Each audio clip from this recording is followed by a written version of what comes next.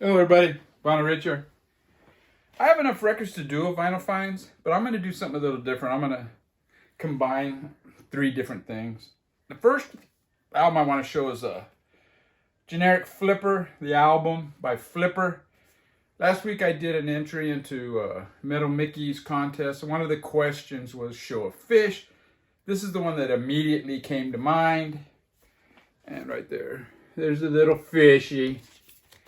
But I couldn't find it, you know. And another record I showed in that video is I Was a Teenage Caveman. And, you know, I kind of said, you know, this guy has gills, so he's technically a fish. Well, turns out this guy here has a YouTube channel. Madam Sin is the name of the channel. He's been making videos for about 3 months. And I'm going to leave a link to his channel. Fantastic chap. I used to watch his videos a few years ago, 2, maybe more years ago. And I recommended him. And then he just disappeared from the face of the earth, you know. And me and Randy, Dead Wax 66, we talked about it a few times. I wonder what happened to that guy, you know. And here he is. But yeah, Madam Sin is his new name. I'm going to leave a link to his Rolling Stones video. Really good. Now, this is like Metal Mickey. I like watching guys like this because of his personality. He's got stories to tell. See, I'd rather watch this guy who can tell you a story about David Bowie walking into a record store in the 70s and then walk up to the counter with a stack of records like this, and the bloke at the cashier tells him, the back of the queue's over there, you know? Instead of some person that's just reading Wikipedia stuff or trying to sell stuff, you know? That's what a lot of these channels are doing. They're pitching product. But anyways, yeah, I'm going to leave a link. Fantastic chap. And I'm so glad he's back in my life. Mazzy, another character. And I love Mazzy. He knows I'm just kidding. He was asking for entries, you know, 1-minute clips on Christmas albums. And I have one Christmas album that I'm aware of. Although I did just buy a buck one, so I do have 2. And I couldn't find the record. And it's this one. The Sinatra Family Wish You a Merry Christmas. Now, I'm not a big Christmas guy. I mean, obviously, I only have 2 of them. And the buck one sucks, and I'm sure this one sucks too. I haven't heard it in years. But I wanted to show this one and tell the story of Frank Sinatra Jr. A lot of Frank Sinatra's son, Frank Sinatra Jr., was kidnapped in the 1960s. A lot of people probably forgot it or they never were aware of that. And the kidnappers never got any ransom. In fact, he just showed up on Frank Sinatra's doorstep after I don't know how many days. And it turns out Frank Sinatra Jr. was trying to convince the kidnappers that he's a singer too. And rumor has it he was actually even singing when he was in the trunk of their car. But yeah, he kept singing, and the kidnappers couldn't shut him up. After a while, man, they were like fed up with this guy's voice. I mean, this guy is terrible.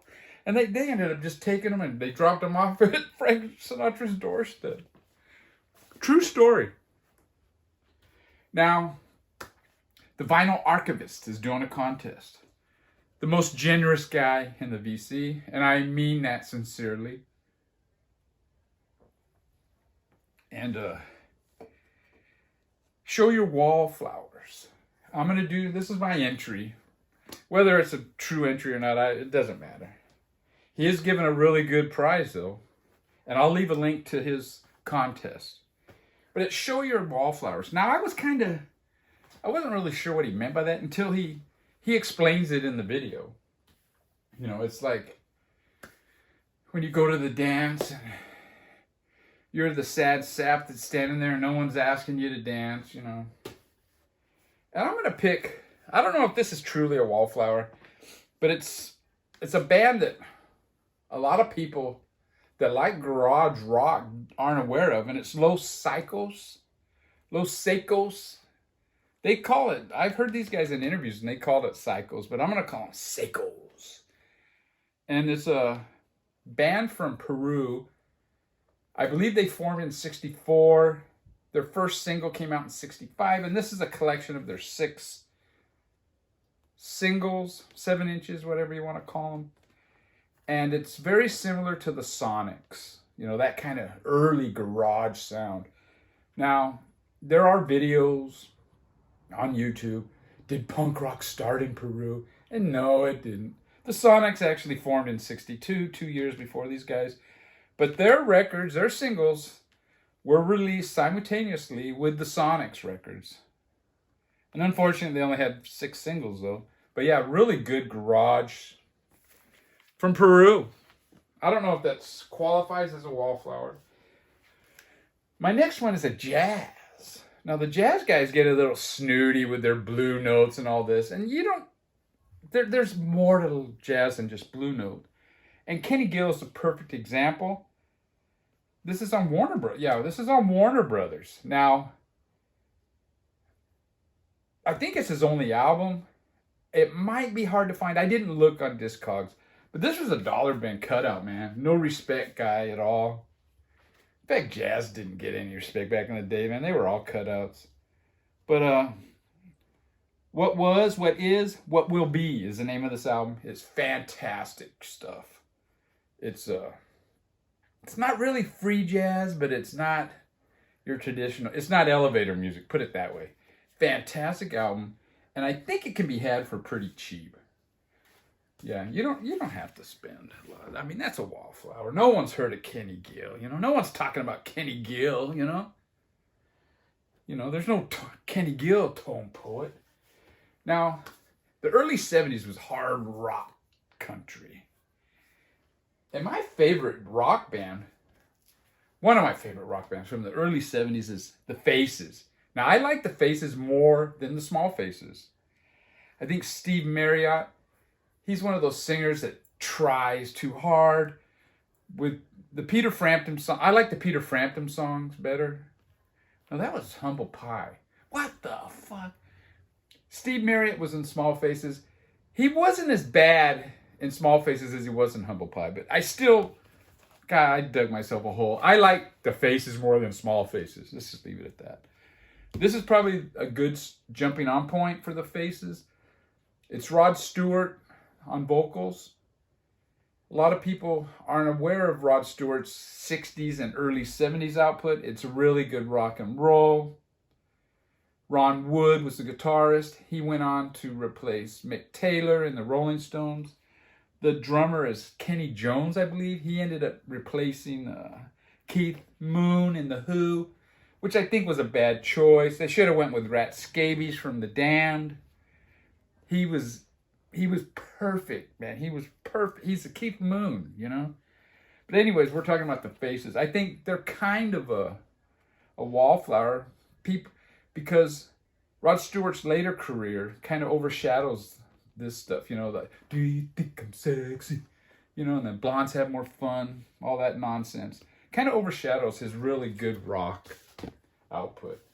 And apparently this comes with a poster. Wallflower for sure. Captain Beefheart and the Magic Band. Blue Jeans and Moonbeams. Captain Beefheart, his fans like that wild, crazy stuff, you know. This is the Mercury years, is it? Yeah, the Mercury years. He had that one album where he has Cash in his hand, and it's pretty bad, but it does have like the Oh My on it. It has some good songs. But this album is really good through and through. It's not the real crazy Captain Beefheart.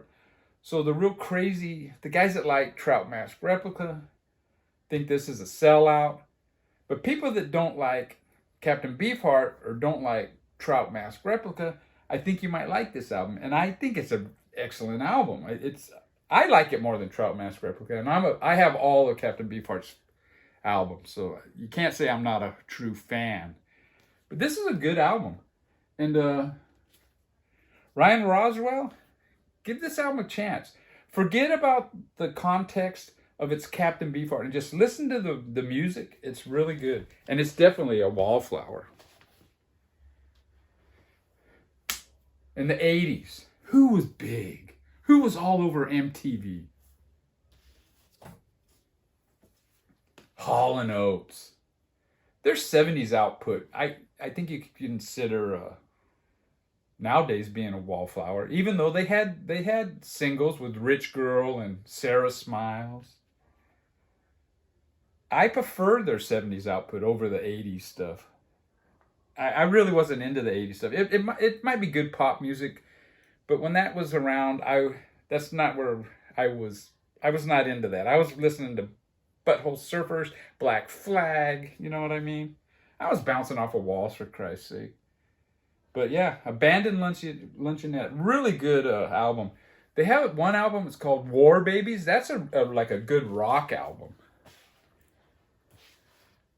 This is the one that has Rich Girls on it, Bigger Than Both of Us. Wallflower. Although it did sell pretty good. Now these ones didn't sell as good. Beauty in the Back Street. They got a little edgier. But yeah, this is a really good album. And my last album that I have of these guys is Along the Red Ledge. Now, I thought these albums... Okay, currently there's people doing best ofs, like my top favorite albums from 1969 or 1970, 1981. And I'm not jumping in on that because I did those. It was probably more than 3 years ago now. They were doing these Gimme 10s. And I think it started with 1970. And I jumped in at 1975. And the reason I jumped in then was because a lot of people were doing these videos and not one person had shown a Led Zeppelin album. Now, come on. Led Zeppelin, in the 1970s, Led Zeppelin was king. There was no band bigger in the decade. They were the first band to start selling out stadiums. And why am I talking about Led Zeppelin? Anyways, god damn, I'm going off on tangents. And oh, because of the Gimme 10s. And so I haven't jumped in on the Gimme 10s, but I thought these guys, some of their albums might make it into my top 10s, and they didn't. And if you want to go check those out, just type in Gimme 10, 1975, and I did all the way up to 83, and I kind of stopped.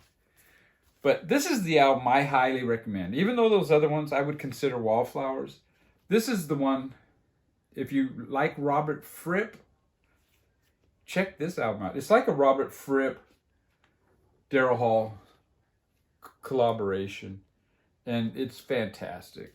This is just a great album. Highly recommend. It's not what you're going to think. Now, another band that sold, he started doing stadiums relative in the mid-70s, was Elton John. Big in the 70s. And then he just, kind of like Paul McCartney, you know, he just dove off a cliff. Although I like this guy's output in the 70s more than Paul McCartney. But I would call this album a wallflower because a lot of people don't know this album, Rock of the Westies, and it's my favorite Elton John album.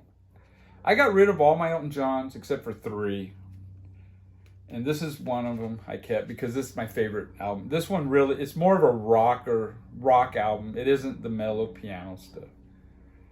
Now a lot of people, oh, Elton John, he's not good. Check out Madman Across the Water, BBC Sessions 1973. Check out that video and tell me. In fact, I might even leave a link to it. And check it out, man. Elton John is just with a 3-piece. It's fantastic. And this is my wallflower of the Elton John 70s output. And I guess that's it, man. There's no more records here. You know, what the fuck? Man, I thought I was going to show more. Let's do a whack-a-mole, huh? Oh, Grover Washington Jr., Mr. Magic. Now, talk about getting rid. I got rid of all his albums except for this one. It's a bit elevator-ishy, but this is a good. This one is really funky. Let's see what else I can find. We'll go up here. It's more mainstream stuff. Oh, Gary Newman, Two-Way Army, Replicas. Fuck yeah, man. Gary Newman's fantastic. I wasn't aware of this album when it came out. I became aware of him when Cars came out. And he was on Saturday Night Live. And the band, you had the drummer. Then you had two keyboard players this way and two keyboard. It was like a B. No guitars. And it was fantastic. Let's see, what do we got here? Weather Report. This is Weather Report's first album. Weather Report's kind of a, I don't know if you'd call them a wallflower band, but yeah, I love the early Weather Report, the early stuff. The second album, I Sing Body Electric. It's really, with that one guy, the bass player, I don't know, it starts with an M, Vitros. Oh, here's the names. It's the white dude. Here he is. No, here he is. Miroslav Vitros. Now, I know I fucked up the name, but yeah, he's a great bass player. But my favorite period of Weather Report is with Alphonso Johnson. They were fantastic. That's Mysterious Traveler and Sweet Nighter. When that one guy joined, the one that everybody loves, he played with Joni Mitchell. Jaco Pastorius or Pasteur. They made some good albums, but I don't like that era as much as the Alphonso Johnson. In fact, I saw one time, the last time I saw Weather Report, Jock goes out there and he don't have a shirt on, you know. It's like, come on, you fucking rock star piece of shit, you know. It was a joke. All right, let's see. How many is that? Soft Machine 4. This is a band, started out as a kind of proggy. Their first album is kind of psych and proggy. The second one, a little bit, but not as much. My issue with those two albums is the vocal, they're not really good singers, you know. And eventually they evolved into a jazz band, and basically this is a crossover, progressive jazz, whatever you want to call it. Really, that's 1, 2, 3, 4. That's 4 albums. Let's see if we can get something different. Well, I know I'll get something different. I go in here because this is my punk section. DRI, Dealing With It. Yeah. When did this come out, man? 1985, you know. It's when that blending, they call it crossover. The punks started importing metal. Metal started playing a little faster, you know. And crossover was born. Yeah, fantastic band. I saw these guys. Talk about a good story. It was who was it? Anthrax was the headliners. DRI was there, Corrosion of Conformity, and then you had some of the metal leaning bands, which I don't remember. But anyways, when Anthrax came on, you know, they were playing. They didn't get to play that long because this one guy got up on the stage, and he, you know how like they would get on and do stage diving. This guy got up on stage, and he ran right through the drum set. Now, the end of the show, they took that guy backstage, and who knows what happened to that poor fucker. Anyways, take care. Take care. Final community. Watch Rachel's streams.